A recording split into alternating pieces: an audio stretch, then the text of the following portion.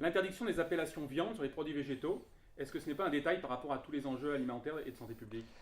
Bien sûr que c'est un détail et bien sûr que l'impact médiatique que ça a eu est disproportionné par rapport à l'impact économique réel que ça va avoir.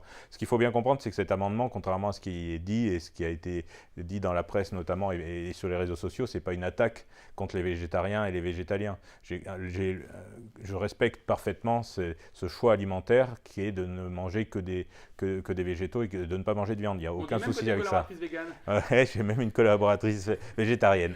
Donc voilà, non, mais il n'y a aucun souci avec ça. C'est vraiment pas une attaque dans ce sens-là. L'objectif premier de cet amendement, c'est déjà de lutter contre les fausses appellations steak haché qui est mis en place par l'industrie agroalimentaire aujourd'hui, où vous avez une partie de viande et une partie autre, c'est-à-dire de la betterave, des choses comme ça, qui permettent de réduire le coût de production de ces steaks et de les vendre sous l'appellation steak haché. Ça contribue à diminuer le prix de la viande aujourd'hui aux producteurs. Donc l'objectif premier de cet amendement, c'est celui-là. C'est bien celui-là.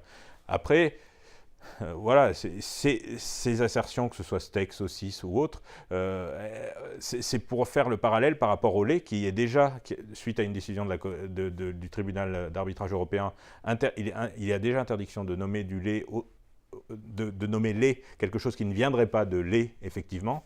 Donc c'est essayer de faire le parallèle au niveau de la viande, steak, saucisse et autres. C'est un amendement qui a déjà été porté au niveau de l'Allemagne.